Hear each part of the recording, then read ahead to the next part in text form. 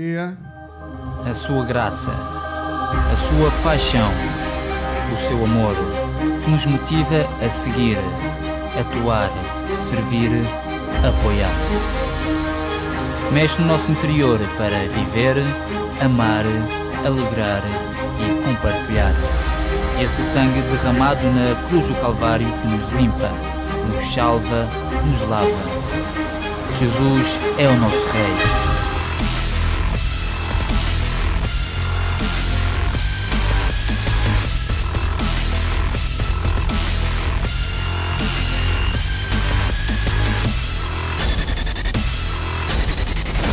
CCM, a tua comunidade. Estamos a falar de uma igreja de edificação de tijolo e cimento. Estamos a falar de uma igreja que é edificada por Cristo. Amém? Estamos a falar das nossas vidas, estamos a falar das vidas humanas, estamos a falar de que temos que ser pessoas dispostas a estar flexíveis e principalmente flexíveis a aprender, sabes? Há um ditado, perdoem-me a expressão, mas há um ditado, creio que é bem português, não é? Ainda não o ouvi em outra língua, poderá haver parecido, que é burro velho, mas Jesus Cristo vem a dizer-nos que tudo é possível para aquele que... Ok, então temos aqui essa certeza, que embora alguns de nós sejamos burros velhos, temos que ter a consciência, a convicção de que aquilo que é impossível aos homens, aquilo que é impossível ao sistema da sociedade, para Deus é possível. Amém? Vamos inclinar os nossos rostos e vamos orar. Pai, no nome de Jesus, eu quero colocar a minha vida em Tuas mãos. Senhor, a vida de todas as pessoas que Tu trouxeste a este lugar e a vida daqueles que hipoteticamente poderão ouvir esta mensagem, Senhor, que Tu abençoes a todos com a Tua palavra, que ela seja de fácil entendimento. Senhor, tudo aquilo que estorva ao Teu propósito nesta manhã, Senhor, caia agora por terra, no nome de Jesus, e que seja somente a Tua vontade a ser feita, porque a Tua vontade é boa, é perfeita e é agradável e edifica as nossas vidas, no nome de Jesus. Amém. Eu gostaria que começássemos por abrir as nossas Bíblias no livro de Jeremias, no capítulo 31, o verso 34, e peço desculpa.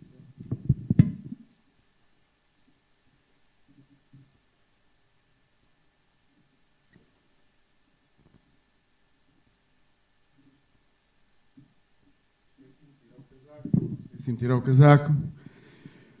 E eu não gosto muito de me sentir apertado.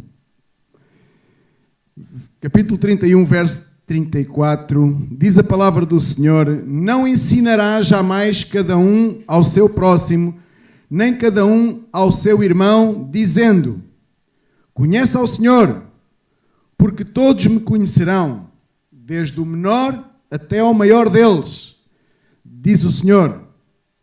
Pois perdoarei as suas iniquidades e dos seus pecados jamais me... Como é que diz? Jamais me... E é isto que eu, nesta manhã, queria falar com vocês. É acerca daquilo que é requerido de nós, das nossas vidas. Nós, aqueles que somos filhos de Deus, aqueles que herdamos as promessas de Deus em Cristo Jesus, aqueles que um dia foram aos pés de Cristo e reconheceram a soberania de Deus, reconheceram o seu pecado, reconheceram a sua condição e aceitaram o perdão de Deus, aceitaram a vida nova, aceitaram o propósito e o projeto de Deus para as suas vidas. Nesta manhã eu gostaria que pudéssemos, digamos assim, entrar um bocadinho por aquilo que é o perdão. Porque Deus diz que não vale a pena dizer às pessoas: olha, tens que conhecer a Deus, dizia aqui a Jeremias, vocês não precisarão de andar por aí a esforçar-se muito, olha, tens que conhecer a Deus, olha, temos que ir evangelizar, olha, temos que fazer isto, olha, temos que fazer aquilo, porque diz que havia uma coisa mais importante que Deus faria, que deitaria tudo o resto por terra e que não necessaria, provavelmente, despender tanto esforço. E isto tinha que ver com o perdão, porque diz que Deus perdoaria e não mais se lembraria dos seus pecados. Isto leva-me a pensar e leva-me, porque depois a palavra de Deus ensina-nos que, da mesma maneira como Cristo nos perdoou, o que é que nós devemos fazer? Ok? Então isto leva-me a entender que se Jesus Cristo veio não fazer a sua obra, mas a obra do Pai, Ele veio fazer e dizer aquilo que o Pai lhe dizia para fazer e para dizer. Significa dizer que Ele veio ser a revelação do perdão, Ele veio a manifestar o perdão de Deus sobre as nossas vidas. Amém? Significa dizer que esta palavra de Jeremias se aplica também aos nossos dias, às nossas vidas. Estão de acordo comigo? Significa dizer que todo o homem está destituído da glória de Deus quando nasce. Não que aquele acto sexual que há entre o homem e a mulher que seja isso que é o pecado. Não, é a condição humana. Somos gerados no pecado porque essa é a nossa condição humana. E ao sermos destituídos da glória de Deus, todos nós, toda a humanidade, está carente de quê? Do perdão de... Mas agora a palavra de Deus diz que em Cristo nós já temos esse perdão. Porque Ele levou sobre Ele toda a nossa culpa. Tudo aquilo que aflige o ser humano, que impede o ser humano, digamos, de conhecer a Deus, de ser livre para reconhecer a soberania de Deus, para viver para Deus, tudo isso Cristo conquistou na cruz do Calvário.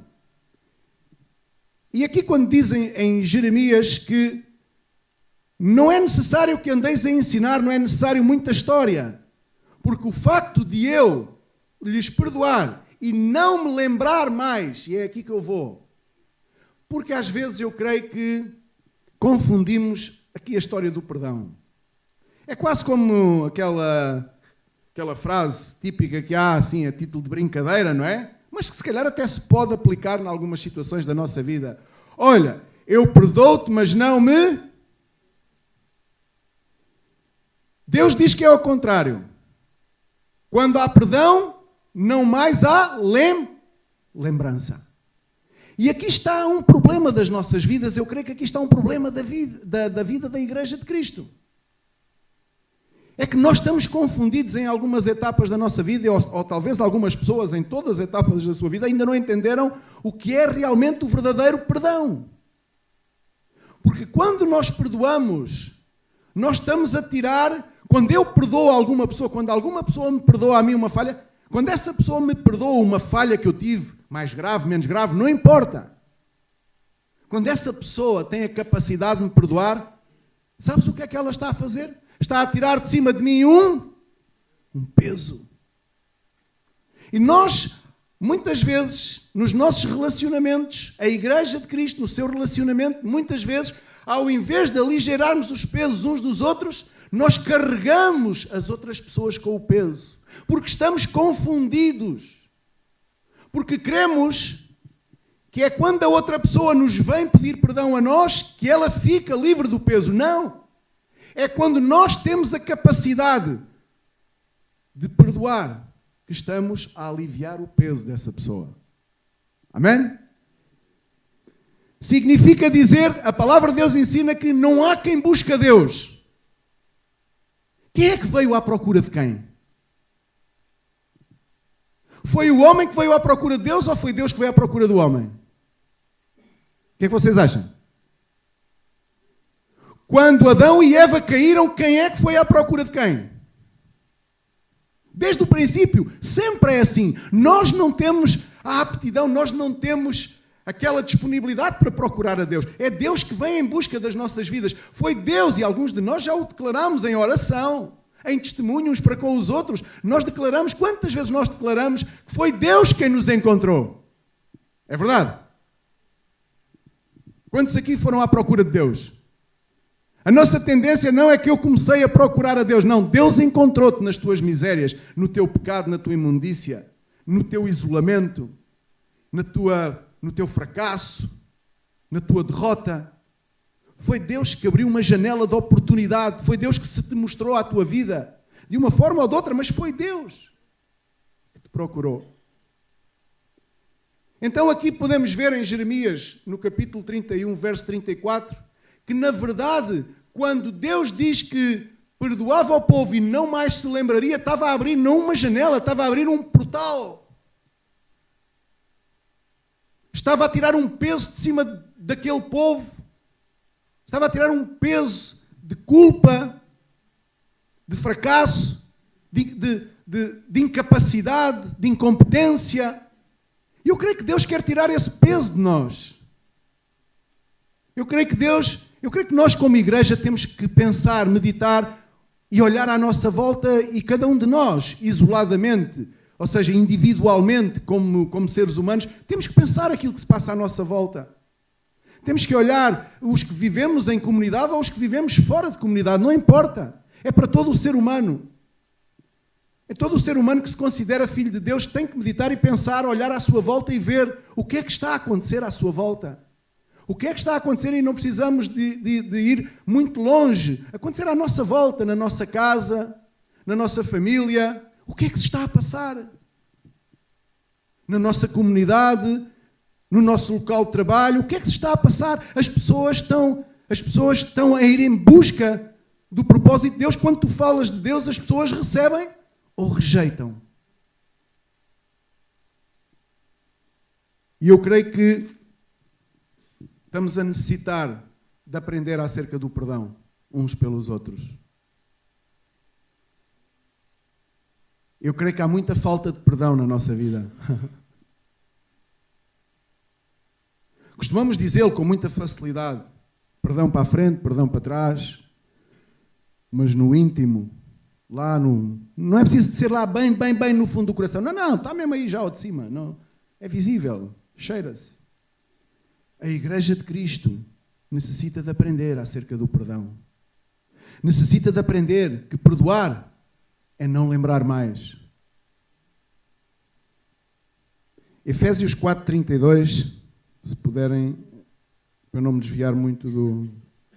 Eu começo a divagar e depois é um problema. Bem, não sei se é um problema. Para mim não, mas para alguns de vocês poderá ser, não é? Tem o almoço para fazer, a comida para terminar, os filhos para tratar. É normal, não é? Diz assim a palavra de Deus: antes sede uns para com os outros. O que é que diz? Mais alto. Para ver se as pessoas lá em casa ouvem. Sede uns para com os outros. Benignos. Compassivos. Perdoando-vos uns aos outros, como também Deus em Cristo vos... Então este para nós tem que ser a bitola. A bitola do perdão tem que ser Cristo. É a nossa vara mestra. É o nosso, vamos dizer assim, protótipo. É o nosso exemplo máximo. Quando nós temos dúvidas acerca do perdão, temos que ir a Cristo. Nem sequer temos que ir a olhar ao irmão. Mas é que ele não me perdoou. Não ponhas os olhos no teu irmão. Não ponhas os olhos na tua irmã. Não esperes aprender dele o perdão e aprender dela o perdão. É impossível. Põe os olhos em Cristo. Se queremos aprender do perdão, temos que pôr os olhos em Cristo. E diz, benignos, compassivos, perdoando-vos uns aos outros, como também Deus em Cristo vos perdoou. Sabes, há um dito que diz, errar é humano, mas perdoar é... Quem é que sabe?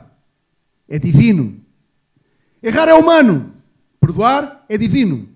Significa dizer que todos nós somos suscetíveis ao erro. Estamos predispostos sempre a errar, como seres humanos. Mas agora temos que aprender algo divino da parte do Senhor, que é o perdão. Amém? E isso não é, digamos assim, não é um fruto humano. O perdão não vem do coração humano. Ademais, a Bíblia diz que o coração humano ele é enganoso mais que todas as coisas. Jamais o perdão poderia ser algo que nascesse no coração do homem. Muitas pessoas dizem, eu sou boa pessoa. Ainda esta semana ouvi, umas 2 vezes, e houve uma que me marcou bem porque reafirmou aquilo com muita vimência. Eu sou uma boa pessoa. Eu sei que sou bom. E olhando à minha volta, sei que sou bom. E não foi bom, foi boa porque era uma senhora que estava a falar. E eu não disse nada porque não conhecia a pessoa, né? Nem tinha confiança, não era o tempo, eu estava num sítio público e não... Mas dizia aquilo com tanta vimência para a outra pessoa e eu pensar cá para mim, meu Deus, como as pessoas estão equivocadas acerca da sua própria essência, acerca de quem são. Por isso as pessoas cometem tantos e tantos erros. Por isso as pessoas não têm explicação, não têm solução, não têm resolução para as situações da vida, porque estão completamente cegas. Não têm a luz da palavra de Deus que as guie. Porque a única coisa que nos pode guiar, até é mesmo a ir para dentro do nosso coração e poder ver quem somos, é a palavra de Deus. É a palavra de Deus. Fora disso, nós não sabemos quem somos. Nós não sabemos de onde viemos, não sabemos onde estamos, nem sabemos para onde iremos. Então diz que errar é humano, mas perdoar é divino. E nós devemos aprender a perdoar. E devemos aprender que o perdão é essencial, é fulcral, é central na nossa vida. Deverá ser primordial na nossa vida. E volto a dizer e a referir, perdoar é não lembrar mais. É não lembrar mais. Quantas vezes tu vais e puxas da fatura atrasada? Quantas vezes essa fatura, embora que não a invoques, ela está aí guardada no fecheiro e tu vais buscá-la mentalmente. E muitas vezes, ao ires buscar essa fatura do passado mentalmente, impede que tu faças aquilo que tens que fazer agora no presente, que vai ter um fruto no futuro. Muitas vezes é a falta de perdão na nossa vida que impede que nós avancemos, que nós prossigamos. Mas para onde? Em direção ao projeto e ao propósito de Deus na nossa vida. Estamos como que estagnados. Procuramos sair dessa estagnação por nossos próprios meios e capacidades, com alguma astúcia, com algum trabalho externo, com alguma capacidade de desenvolver atividade, etc., etc., para podermos demonstrar que estamos aptos a passar para a fase seguinte. É como naquela associação, não sei se vocês conhecem, a Remar. Não sei se aqui alguém conhece a Remar. Já ouviram falar da Remar? Não, não é? É umas pessoas que andam por aí a fazer mudanças e transportes. Costumam andar, olha, quando vires um toldo de uma carrinha rasgada, olha bem a ver se não diz lá Remar. É capaz de dizer. Eles andam sempre com aquilo tudo rasgado. Mas são boa gente, são boas pessoas. Eles eram drogados, agora já não são. Eles agora têm a sua vida transformada. Então, Perdão, agora perdi-me. Quando falei na Remar, pronto, fiquei logo perdido. É que uma vez chamei-os para ir lá à casa, eles deixaram-me cair o móvel. Ainda por cima caiu em cima do meu pé. E ainda me estavam a pedir dinheiro para levar uma coisa que eu tinha lá em casa. Eu fiquei indignado.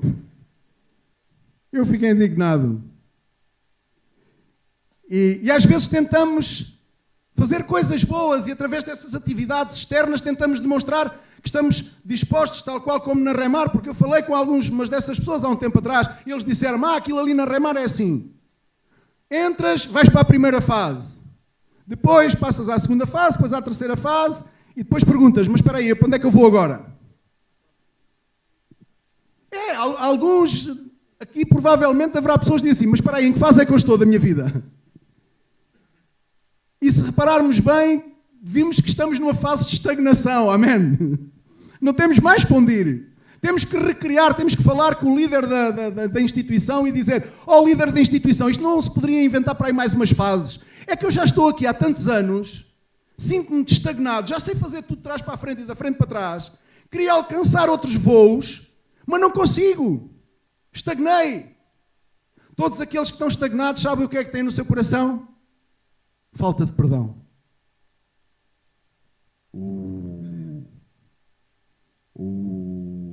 Incapacidade de entender o que é o perdão, o verdadeiro perdão. Incapacidade de se libertarem desse egocentrismo que lhes leva a menosprezar sempre os demais e a terem-se a eles próprios como superiores aos outros. Quando a palavra de Deus diz que é o contrário.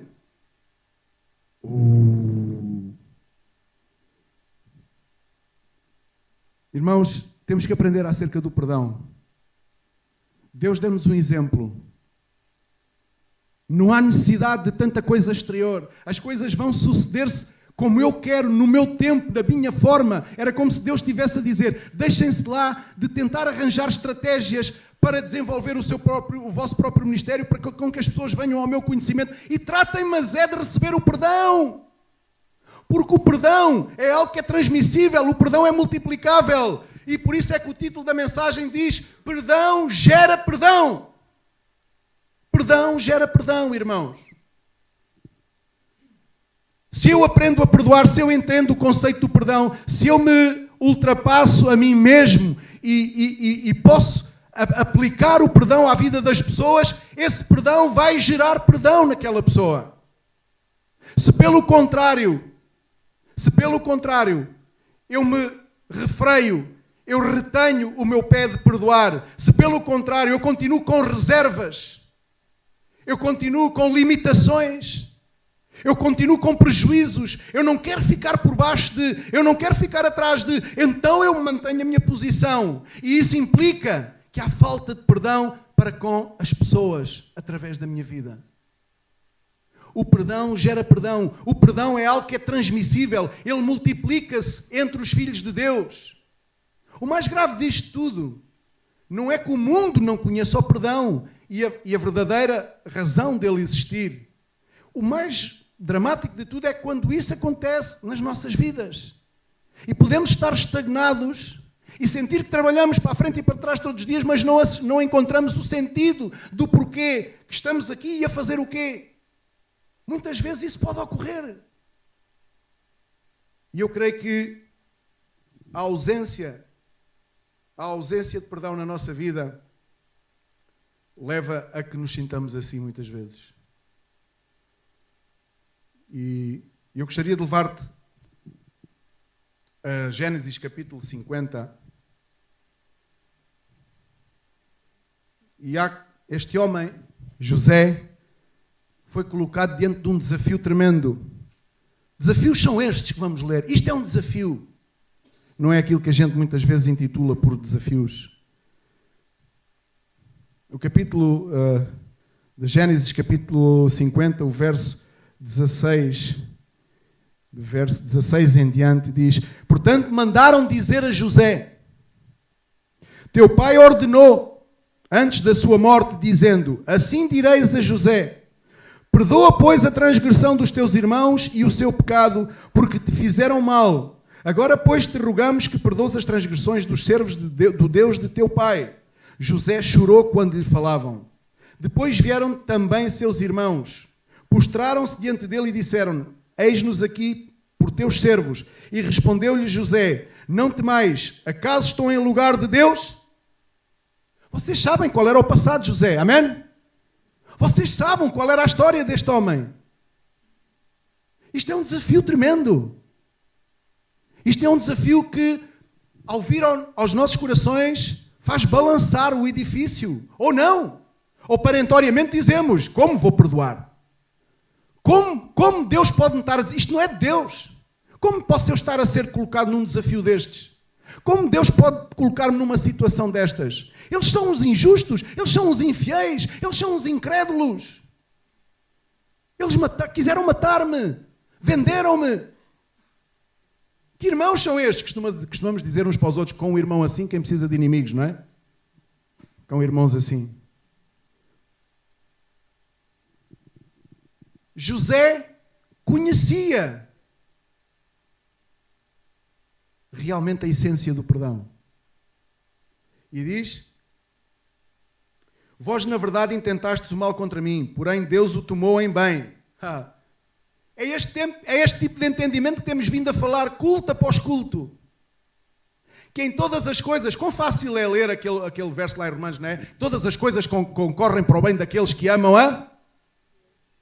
Mas o problema é que Josué, embora esse versículo ainda não tivesse sido escrito, só muitas centenas de anos posteriormente viria a ser escrito esse verso, em que todas as coisas concorrem para o bem daqueles que amam a Deus, que foram escolhidos por seus critérios. Ainda nesta parte, José não havia sido escrito este versículo, mas ele já o tinha bem intrinsecado dentro do seu coração. Amém? Porque não é uma questão de letra, é uma questão de como é que nós estamos no Evangelho, é uma questão de como é que nós estamos diante de Deus, é aquilo que na verdade nós somos. Não é aquilo que dizemos, é aquilo que na verdade nós somos quando as situações vêm à nossa vida. É as demonstrações. E claro, e José... provavelmente era um homem como tu e eu, sujeito às mesmas paixões. Não andava a caminhar sobre uma nuvem. No entanto, ele levava muito a sério o pacto que havia entre ele e Deus. Ele levava muito a sério a sua relação com o Senhor. A sua relação com Deus. Ele priorizava. Cometia erros, com certeza, mas ele priorizava a relação com Deus. E essa priorização, essa prioridade que ele colocava na sua vida, isso levava a com que ele tivesse determinadas atitudes que não eram esperadas. Mas, pelo contrário, hoje a igreja está quase que está-se a confundir com as atitudes externas. As atitudes dos filhos de Deus uns para com os outros já se confundem com uma atitude de uma pessoa que nunca ouviu falar de Deus. Eu vou mais longe. Há atitudes de filhos de Deus para com filhos de Deus que são piores, são mais imorais, por uma questão de moral. Não estamos a falar de uma questão espiritual, de uma questão, se bem que o espiritual devia prevalecer e impedia que a imoralidade pudesse ser cometida, porque Deus não se regula por questões morais ou imorais, mas, no entanto, há filhos de Deus que têm um relacionamento mais imoral do que propriamente as pessoas que nunca ouviram falar de Deus. E essa é a nossa desgraça.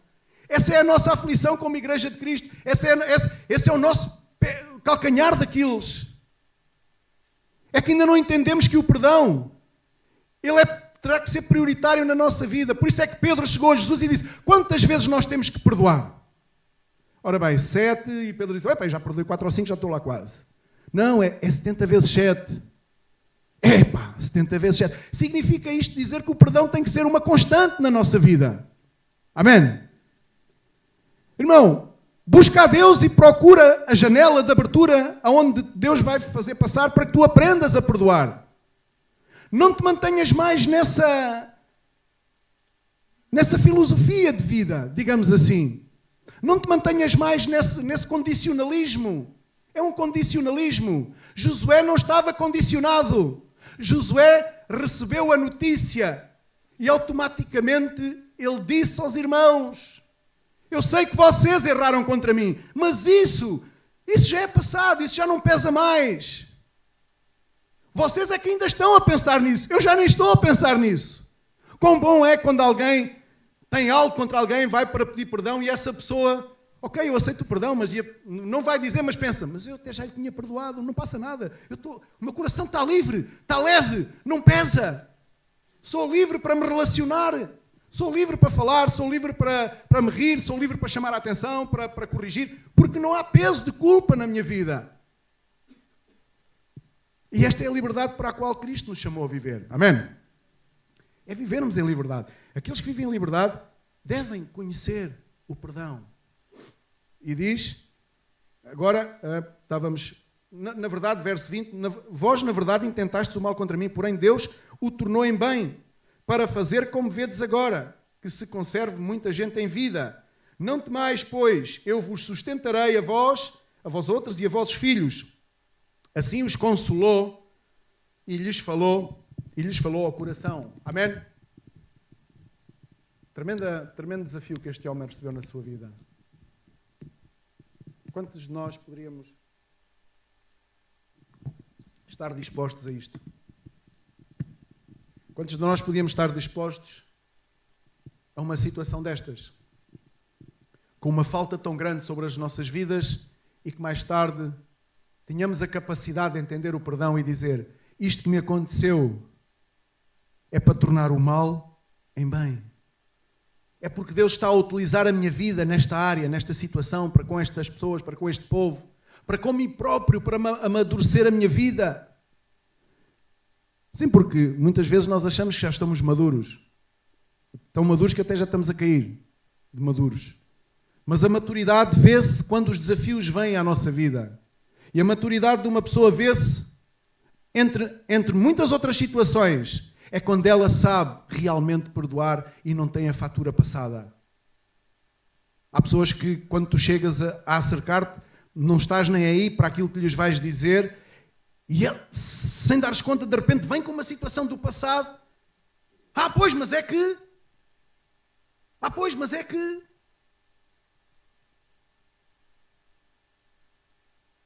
Jacó ordenou que o seu filho perdoasse aos irmãos. Isto tipifica que Deus mandou que Jesus Cristo nos perdoasse. Amém? E Jesus Cristo perdoou-nos. E não há mais culpa, não há mais o peso da culpa sobre a nossa vida. Fostes perdoado, irmão. Fostes perdoada. O peso da culpa não tem mais porque exercer essa pressão sobre a tua vida. Mas agora, com esse mesmo perdão que veio à tua vida, deves exercitar e aprender a perdoar os demais. Sem reservas. Há um louvor que diz sem reservas nem condições. Sem reservas nem condições foi a forma com que Jesus nos amou e nos perdoou. Daniel 9, capítulo 9.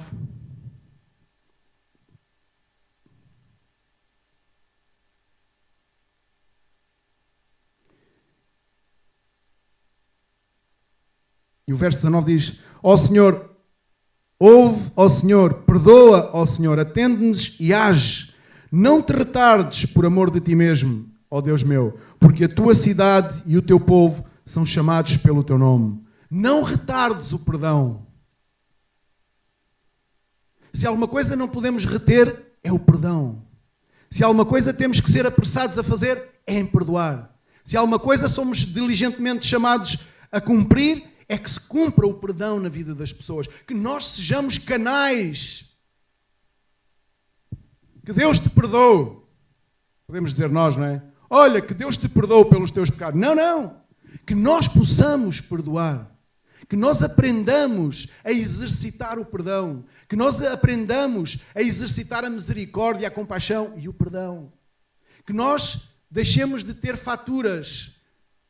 Quão bom que eu amanhã chegasse ao escritório e houvesse uma notícia, não é? Assim num mundo assim utópico, não é? Vamos falar assim de uma forma utópica, não é? Se bem que o perdão de Deus não é utópico, mas vamos falar de uma forma utópica para entendermos o que é que pode significar o perdão profundo. Olha, eu amanhã chegar ao escritório, eu, o Paulo e os que trabalhamos ali e tal, e dizer assim, olha, aquelas pessoas que ainda temos umas dívidas aí, fornecedores, olha eu amanhã dizer, o Arão chegar ao pé de mim, olha aqueles... não vou dizer o número, não é? Para não assustar ninguém.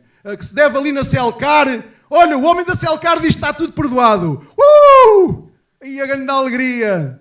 Vamos já fazer mais. Sim, temos os carros todos a cair, por assim dizer, não é? Ou não fazemos mais porque não podemos.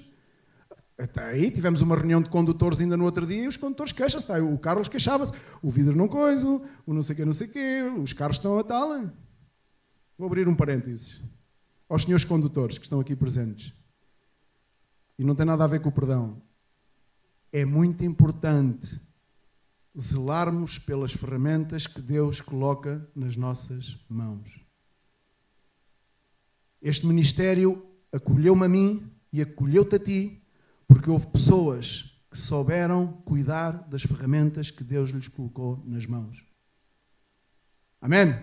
Ok, vamos voltar ao perdão. Isto foi só um parênteses. E que bom que é quando alguém nos vem e nos limpa a fatura. Como tu te sentes aliviado. Não só de uma... Quando tu sentes que alguém que tu cometeste um erro, que tu ofendestes, que tu injuriaste, mas foi um equívoco, meteste, como a gente costuma dizer aqui, meteste a pata, não é? Meteste um lapso. Que bem que sabe quando tu sentes o abraço daquela pessoa a dizer não te preocupes, irmão, não te preocupes, eu não levei a mal, estás perdoado, não te preocupes. E tu sentes aquele perdão mesmo verdadeiro e genuíno. Quão bem que tu te sentes. Verdade ou mentira? É verdade. Mas quando tu sabes que cometeste um erro e tu vais... Pois, achei bem a mesma coisa. Eu já te avisei, comigo não te metas assim. Tu aqui não és ninguém. Como é que tu me falas assim? Ainda por cima me ofendestes. À frente dos outros.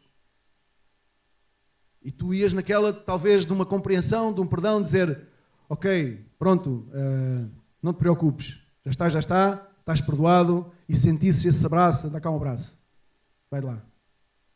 Qual é a diferença? Qual é a diferença? Ou então há o outro que, do estilo, eu realmente, olha que eu... Não digas nada. Não digas nada. Não acusa, não... Mas é pior ainda, não digas nada. Menospreza. Menospreza. Este é o nosso calcanhar daqueles. Um deles. Temos que começar a resolver estas coisas, primeiramente, a nível pessoal, segundamente, a nível familiar. Sim, porque o perdão, ele gera perdão. Se eu, com as minhas atitudes, com os meus atos, não tiver atitudes nem atos de perdoar dentro da minha família, os meus filhos não vão aprender o perdão comigo. Assim, mas há pessoas, há pais, que eu ouço por aí dizer, não é aqui desta igreja, é de outras, que têm dificuldades em ensinar os filhos a perdoar. E depois admiram-se mais tarde e dizem que mas filho é um rebelde. Eu não sei o que é que eu lhe fiz. Eu não sei como é que pode ser assim.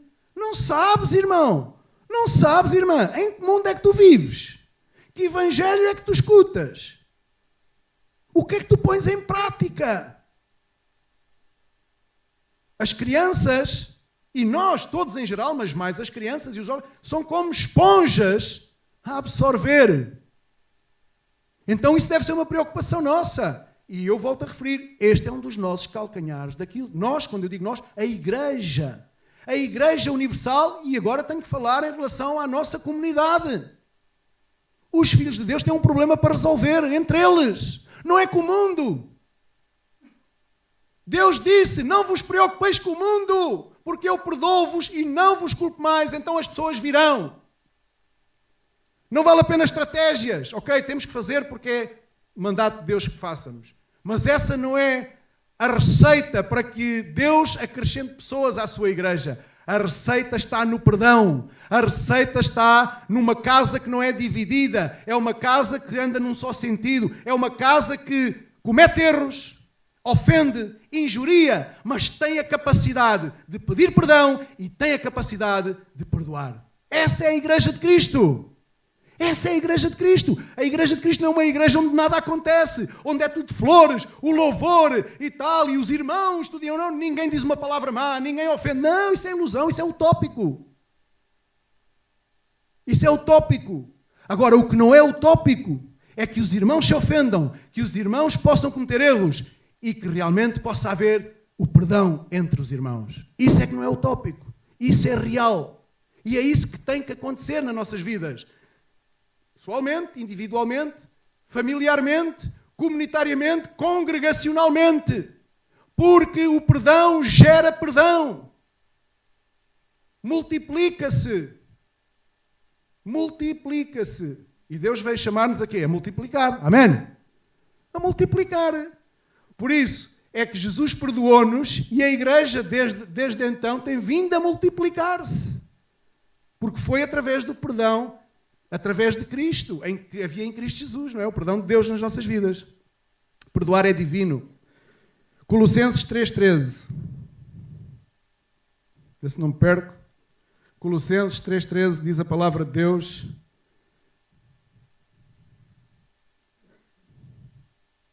Suportai-vos uns aos outros e perdoai-vos mutuamente, caso alguém tenha motivo de queixa contra outrem. Assim como o Senhor, diz outra vez, vos perdoou, assim também perdoai vós. Amém? Eu debruçava-me aqui sobre esta palavra, suportai-vos. E eu dizia, Senhor, realmente a palavra suportar é assim um bocado confusa. Explica-me lá isso. Suportai-vos. Quer dizer que eu tenho que amar o meu irmão assim como que uma coisa... Epá, eu suporto, ok, Senhor, ajuda-me a suportar o que eu não consigo. Ajuda-me, Senhor. Eu tenho que suportar porque a tua palavra diz.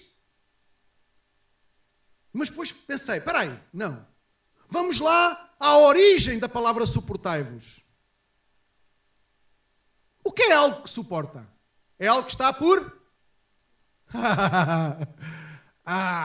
já tem a resposta. Pois é. É algo que está disposto a estar por baixo.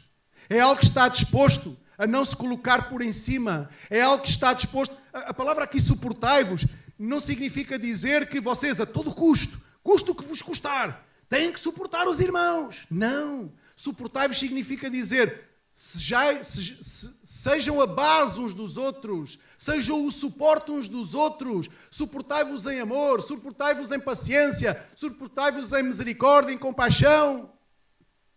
Isto é o que manifesta o perdão de Deus. Isto é o que manifesta o perdão de uns para com os outros. É quando as pessoas estão dispostas a suportar umas às outras. Mas a suportar não é em sacrifício, não é em agravo, que aquilo traga um agravo à vida da pessoa. Não, eu suporto porque não me custa suportar. Isto é o que tem maior relevo para Deus. É quando tu suportas algo que não te custa suportar. E não te custa porquê? Porque tu entendestes a essência do perdão. Tem um custo, porque pede algo de ti. Sempre tem um custo. Mas esse custo não te é gravoso. Esse custo não é algo que te faz andar aí a gemer porque andas a suportar algo que é gravoso e que tu não consegues. Não. É algo que tu aprendeste. Porquê? Porque tu entendeste o princípio do perdão que está em Cristo Jesus. Porque tu verdadeiramente entendestes quem tu eras e aquilo que Jesus fez pela tua vida. As pessoas que têm dificuldade em reconhecer a obra de Cristo na sua vida não conseguem entender o perdão. Não conseguem perdoar verdadeiramente. Não conseguem suportar as demais pessoas. Porquê? Porque não entenderam o preço que Cristo pagou. E porquê é que não entendem o preço? Porque não entendem quem eram. Não entendem aquilo que era a sua vida diante de Deus. Então isso faz com que nós não possamos entender a dimensão do perdão. Faz com que nós passemos ao lado do perdão. Faz com que nós não entendamos que um perdão da nossa vida para a vida da outra pessoa faz uma diferença gigantesca na vida dessa pessoa. E como o perdão gera perdão, através dessa pessoa, outras pessoas vão conhecer o perdão. Porque quando tu perdoas, essa pessoa vai aprender contigo também a perdoar. O que nós muitas vezes passamos uns para os outros é umas palavras feias, não é? Aqui fica mal na igreja dizer isso, não é? Mas se calhar não preciso de as dizer porque elas estão latentes na nossa vida. O que é que nós muitas vezes passamos uns para os outros? É o real perdão? É o dizer, não te preocupes, não te apoquentes com isso porque eu não tenho nada contra ti. O meu coração está totalmente vazio em relação a essa situação. Eu aprendi porque eu sei quem eu era. Eu reconheci o perdão de Deus pela minha vida. Até eu sei quem eu era, eu sei quem eu sou. Eu sei daquilo que sou capaz de fazer, embora há coisas que eu ainda nem sei que sou capaz de as fazer, porque a Bíblia diz que eu não conheço o meu coração. Mas eu, conhecendo aquilo que já conheço de mim, e conhecendo a obra de Cristo por mim, então estás perdoado, porque eu também fui perdoado. Com grande misericórdia e grande compaixão. Amém? Temos que aprender o perdão.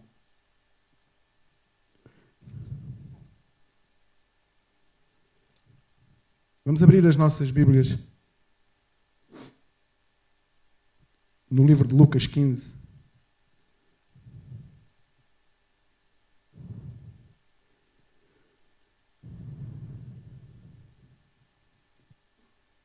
Do verso 29 em diante, era para ler mais atrás, mas vamos só ler do verso 29 em diante. Mas ele respondeu a seu pai: há tantos anos que te sirvo e jamais, sem mais transgredir uma ordem tua, e nunca me deste um cabrito sequer para alegrar-me com os meus amigos. Vindo, porém, esse teu filho, olha como ele fala do irmão, vindo, porém, esse teu filho, esse teu filho, não é meu irmão, ele é teu filho, porque tu és um Deus de misericórdia, então ele é teu filho, porque, ele é meu irmão, tu sempre estás comigo, esse teu filho que desperdiçou os teus bens com meretrizes, tu mandaste matar para ele um novilho cevado. Então lhe respondeu o pai: meu filho, tu sempre estás comigo, tudo o que é meu é teu. Entretanto, era preciso que nos regozijássemos e nos alegrássemos, porque esse teu irmão estava morto e reviveu. Estava perdido e foi achado. Amém? Sabemos qual é a passagem que estamos aqui a ler, não é? Sabemos? Amém? Glória a Deus. O que é que nós podemos aprender com esta passagem bíblica? Este rapaz, este filho mais velho, não é? Este homem, a mim demonstra-me que ele não entendia a essência do perdão. Apesar de ele viver na casa do pai, ele revelava todas as características de quem não entendeu o perdão. Tanto é que o pai diz-lhe: olha lá, mas tu estás na minha casa, tu não vês o que é que tu tens? Tu não vês quem tu és? Tu não vês a proteção que tu tens na minha casa? A bênção, o grande favor que é estares na casa do Pai? Na igreja há pessoas que não entendem o perdão porque realmente não conseguem discernir, compreender os favores que Deus tem feito pelas suas vidas. Pela sua vida. Amém? Eu não sei se tu estás nessa condição. Às vezes por mim passa-me. Às vezes por mim esqueço-me por tempos, por momentos, horas, dias, semanas, quem sabe. Esqueço-me de quem sou, esqueço-me de quem era. Menos mal que, de alguma forma ou de outra, inexplicavelmente, Deus vem-me sempre chamando à razão, de uma maneira ou de outra. E lá vou eu outra vez ao Apocalipse e lembra-te de onde caíste, lembra-te de onde caíste, lembra-te de onde caíste, lembra-te de quem tu eras. Lembra-te de quem tu eras. Não é? E uma das coisas que este homem revela, a falta de felicidade de viver na casa do Pai. Amém? Olha o coração deste homem. Olha, eu tenho trabalhado para ti todos os dias. Olha, eu faço, eu aconteço. Eu não sei se já ouviste aqui alguma vez este discurso. Em alguém, ou se tu próprio já. Olha, eu faço, eu aconteço, eu isto, eu aquilo, eu o outro. Mas era infeliz. Era um homem infeliz. Denotava infelicidade. Porque ele era tão infeliz que ele diz, esse teu filho, ele não considerava o outro rapaz, irmão. Porquê? Porque ele não lhe conseguia perdoar. Ele não conhecia o perdão. Porque quando uma pessoa conhece o perdão, independentemente daquilo que a outra faça ou vá fazer ou deixe de fazer, esse perdão já tem que existir no coração da pessoa. Tu não vais em busca do perdão para alguém depois dele cometer o erro e tu então tens que ir em busca do perdão. Vou orar a Deus para ver se te perdoo.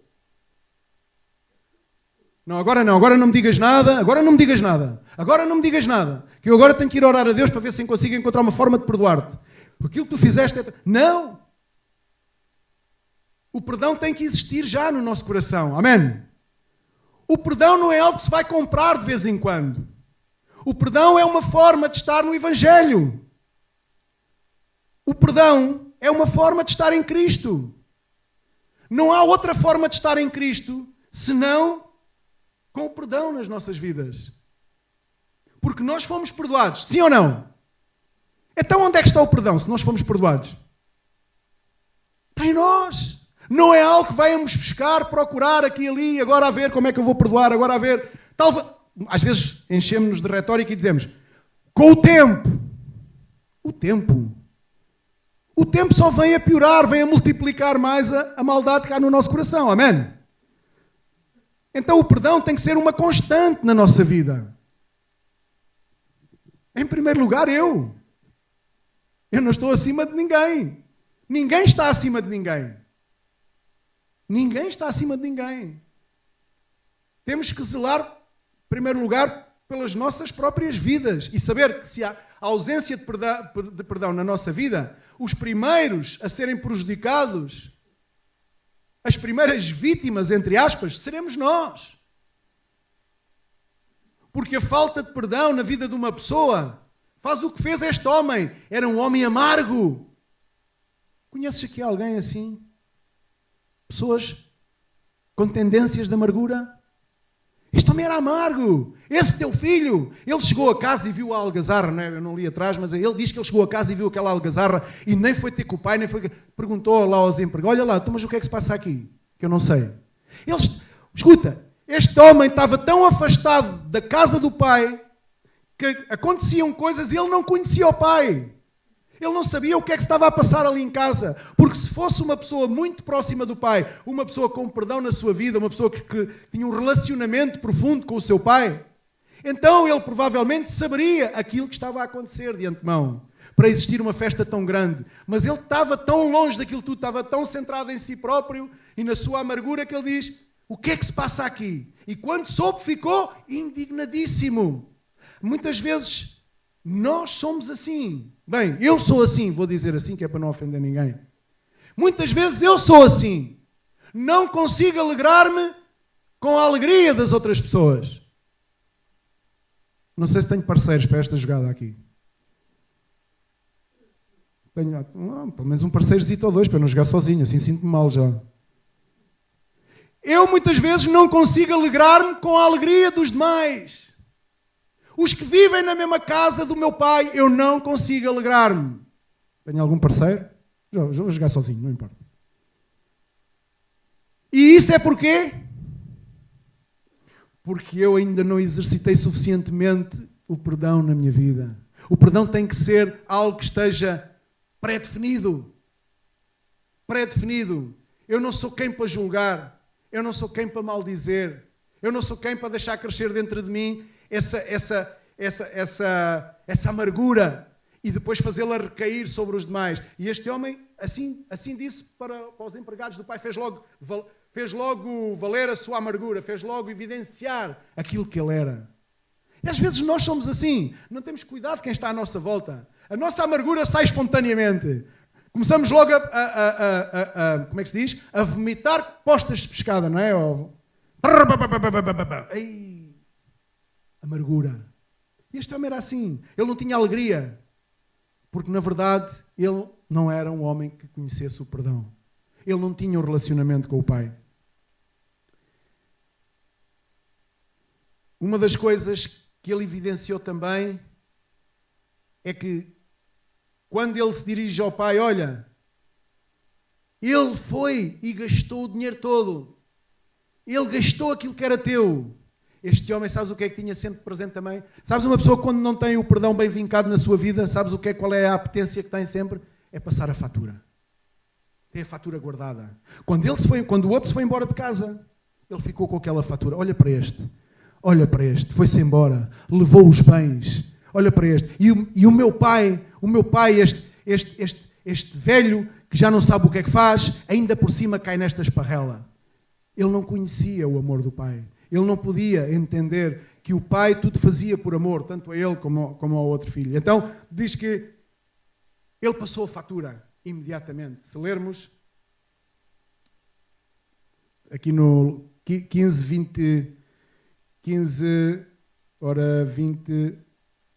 29, mas ele respondeu ao seu pai: há tantos anos que te sirvo sem jamais transgredir uma ordem tua e nunca me deste um cabrito, sequer para alegrar-me com os meus amigos.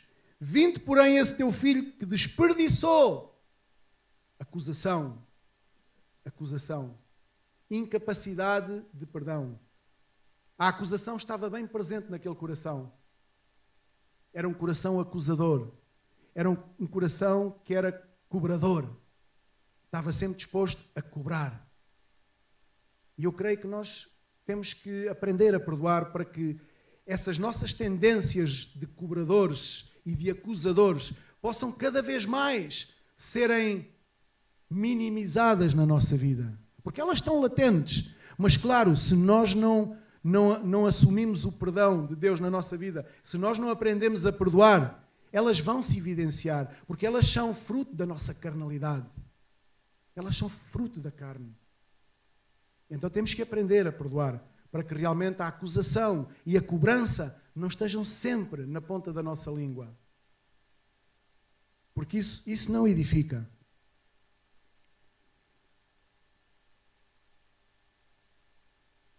Há tantos anos que te sirvo sem jamais transgredir uma ordem tua. Quando há falta de perdão numa pessoa, para evidenciar aquilo que ela é, sabes o que é que ela faz? O mesmo que este faz. Evidencia o seu trabalho. Evidencia aquilo que é a sua atividade. Evidencia aquilo que é, no seu ponto de vista pessoal, aquilo que ele tem para apresentar. Isto eu tenho para apresentar. O outro foi-se embora, mas eu estive aqui a servir. Eu faço. Ele não entendia que o amor do Pai não podia ser esfriado por aquilo que o outro fizesse melhor ou pior. O amor do Pai jamais se esfriaria por ele ser um melhor ou pior filho, por este ter trabalhado mais ou trabalhar menos. O problema da igreja é que nós não entendemos que o amor de Deus pela nossa vida, ele é constante. Ele não depende das nossas transgressões, porque o amor de Deus é para sempre. Amém? Muitas pessoas pensam que Deus deixa de nos amar porque fazemos isto ou que fazemos aquilo, que Deus deveria amar menos aquele ou outro porque ele fez isto ou porque ele fez aquilo. Não pode ser. Este homem fez aquilo que fez e quando regressou a casa, o pai fez-lhe uma festa. Amém? Porque ele diz no final, como nós lemos, temos que nos regozijar, porque este filho estava perdido, estava morto e agora regressou. E essa é sempre a expectativa de Deus nas nossas vidas, que nós aprendamos a perdoar, para que esse perdão possa evidenciar através desse perdão o amor de Deus através das nossas vidas. E as pessoas que estão à nossa volta possam sentir-se descarregadas da culpa e não que sejamos cobradores, não que sejamos acusadores e sempre a trazer mais peso sobre a vida das pessoas. Sim, estamos em posição muitas vezes de ter que corrigir, de ter que direcionar determinadas coisas que estão erradas, mas isso nada tem que ver com a falta de perdão. Isso tem que ver com a direção de Deus na nossa vida. Muitas vezes, algumas das pessoas neste ministério estão em posições que têm que tomar decisões difíceis, decisões complicadas, decisões que vão provavelmente ferir o coração daquela pessoa, vão trazer um pouco de confusão na vida daquela pessoa. Mas isso nada tem que ver com o perdão ou a ausência do mesmo. Porque Deus, o amor, evidencia-se através da correção. Porque Deus, a quem ama, corrige. Mas há pessoas que não entendem bem este versículo, não entendem bem esta palavra, confundem as coisas. E quando se tenta corrigir uma situação, levam as coisas para o lado errado. Dizem, não, é que aqui não há amor. Aqui não há amor. Isto, às vezes ouvi, agora já não ouço há algum tempo, é que de antes havia amor, agora aqui já não há amor. Pois irmão, irmã, sê tu um canal desse amor. Sê tu um canal desse perdão. A falta de amor faz com que nós estejamos sempre a passar a fatura, faz com que nós estejamos sempre a querer demonstrar os nossos feitos. A falta de amor faz com que nós estejamos sempre a queixar-nos. Este homem passou a queixar-se. Não é que passou, é que ele já era assim. Porquê? Porque ele não entendia que realmente sempre esteve na casa do Pai e sempre esteve protegido pela casa do Pai e pelo Pai. Ele não dava valor àquilo que ele tinha. Ele valorizava mais aquilo que o irmão tinha gasto em relação àquilo que ele tinha. Ele sempre teve o amor do Pai, só que não sabia. Ele sempre teve a proteção do Pai, só que ele não dava valor a isso. Ele sempre teve tudo aquilo que quis do Pai, mas não dava valor a isso. Ele requeria, ele punha-se a medir e dizia, a ele fizeste-lhe uma festa, mas a mim não me fizeste festa nenhuma. Mas porquê é que tem que haver uma festa só porque nós entendemos que tem que haver uma festa? Mas porquê é que nós não aprendemos a valorizar aquilo que Deus nos dá? Mas porquê é que nós temos que estar sempre a olhar para os demais e de ver o que é que eles têm e a ver o que é que nós temos? Isso desenfoca-nos da realidade. Isso tira o nosso foco daquilo que é o propósito de Deus na nossa vida. E a igreja muitas vezes anda deambulando com falta de direção. E quando eu digo igreja, digo primeiramente nós como indivíduos e depois como congregação. Muitas vezes as pessoas andam a deambular, não se enquadram, não estão aqui com o verdadeiro sentido com o qual devem estar. Têm peso dentro do seu coração, têm culpa dentro do seu coração. Têm frustração dentro do seu coração. Não entendem o propósito de Deus nas suas vidas. Vivem nas suas próprias limitações. Sai dessa limitação. Sai desse lugar onde tu habitas, onde parece que não tem quadras, parece que não fazes parte, parece... Sai daí, faz aquilo que tens a fazer. Corre como um verdadeiro corredor. Como diz a palavra de Deus, como para seres o primeiro. Faz as coisas com paixão, faz as coisas com bravura, faz as coisas com lealdade, trata as pessoas com lealdade, não andes como mexericos, assim como que... Não andes assim, não semeies esse tipo de semente na vida das pessoas. As pessoas nomeiam, tu tens um nome, tu não sabes provavelmente, mas há um ditado português que diz, pelas costas do outro ceias... Eu sei que tenho vários nomes, não é preciso dizer. Mas isso não pesa no meu coração. Eu sei que os tenho. E também sei que há aqui pessoas que têm nomes. Elas próprias semeiam a cada dia esses nomes. Pela forma como interagem com os demais. E isso é algo que é putrefacto na igreja. Isso é lixo. Isso é lixo. É maldecência. Eu não estou a falar daquelas coisas que a gente às vezes brinca uns com os outros. Não estou a falar disso. Eu estou a falar de coisas que estão no coração. Eu não estou a falar daquilo que é brincar, que dizemos livremente e abertamente. Estou a falar daquelas coisas que faz com que não sejamos capazes de ter um relacionamento uns com os outros. E isso é o calcanhar daqueles, um dos calcanhares daqueles.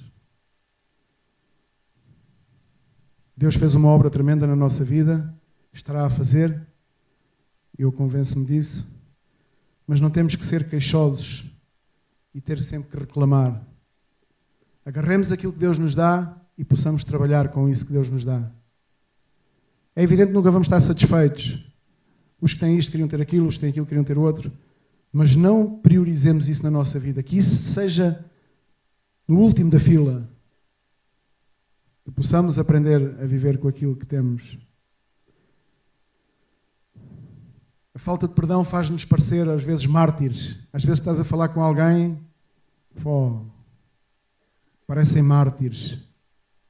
A palavra de Deus diz de que tem o homem que se queixar. Que cada homem se queixe do seu próprio. Isso é o que temos que nos queixar.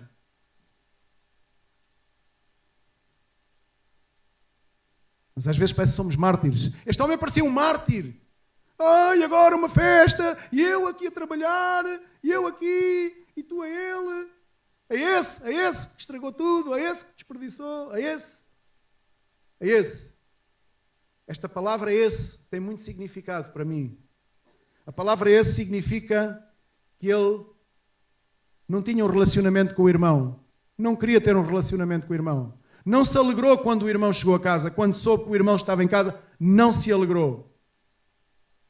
Não se alegrou quando soube que o irmão ia ter uma festa e estava a ter uma festa. Não se alegrou. Demonstrou o quê? Que o irmão era isto, era aquilo. Não, demonstrou que o seu coração era um coração sujo.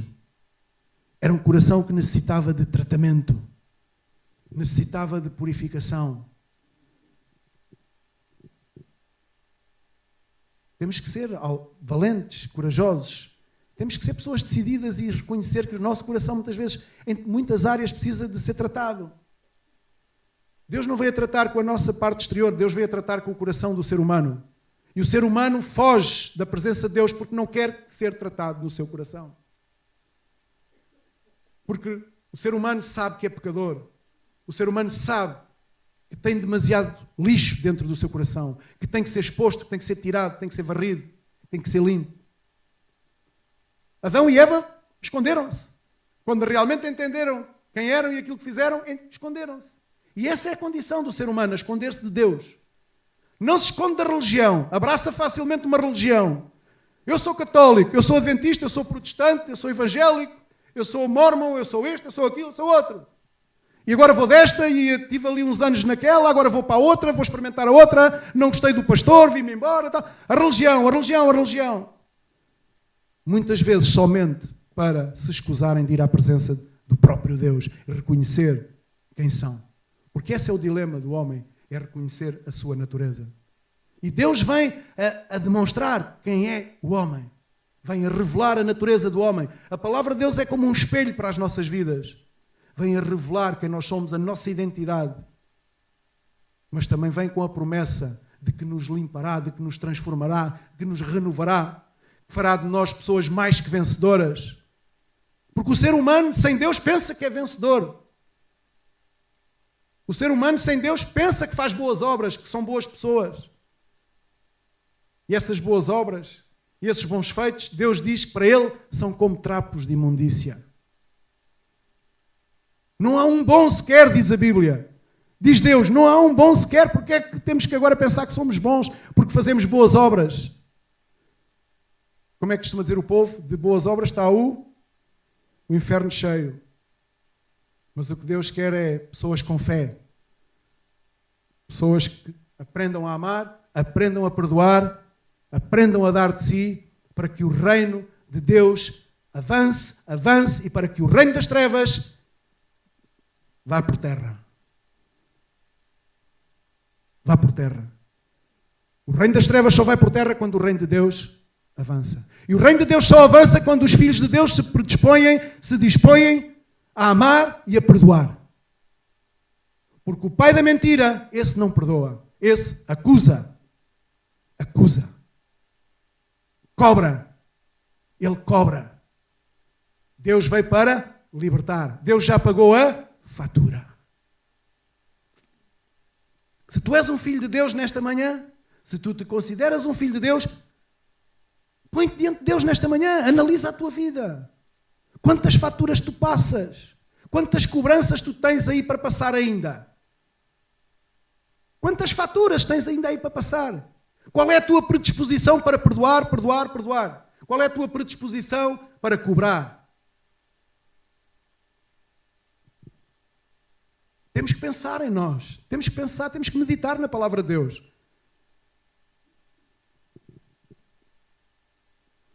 E por último, a falta de perdão traz divisão. Este homem estava dividido com o seu irmão. Porquê? Porque não conseguia perdoar o ódio, a ira, a revolta, a frustração, a falta de relacionamento na sua própria casa. Impedia que este homem fosse um só com o seu irmão e dissesse: ok, irmão, cometeste um erro, viste, meteste a pata, não me passa nada, bora, vamos à luta. Estás do meu lado, não estás? Estamos no mesmo propósito, não estamos? Servimos ao mesmo Deus, não servimos? Estamos debaixo da casa do mesmo Pai, não estamos? Comemos à mesma mesa, não comemos? Então vamos à luta. Então tu estás comigo. Podes vir à minha casa, és bem-vindo. Posso ir à tua casa eu? Como é que eu me sentirei? Podes vir à minha casa, és bem-vindo. Poderei eu ir à casa de todas as pessoas que estão aqui? Cuidado, que eu, a velha vida, ainda tenho aqui uns toques que ainda estão por alisar. Não abras muito a porta da tua casa. Como é que nos sentimos na casa uns dos outros? Temos que pedir. Posso, irmão? Está isto tudo sujo, agora é que tem que se limpar isto tudo, vem ele, limpa isto tudo.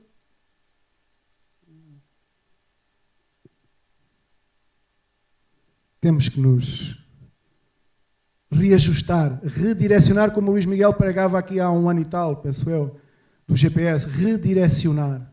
Amém? Um dos nossos calcanhares daqueles, uma das nossas questões é a falta de perdão nas nossas vidas. A nossa incapacidade de demonstrar o amor de Deus derramado nas nossas vidas através de perdoar uns aos outros.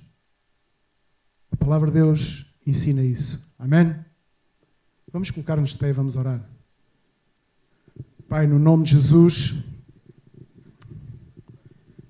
esta é a tua igreja, Senhor, é parte do teu corpo nesta nação.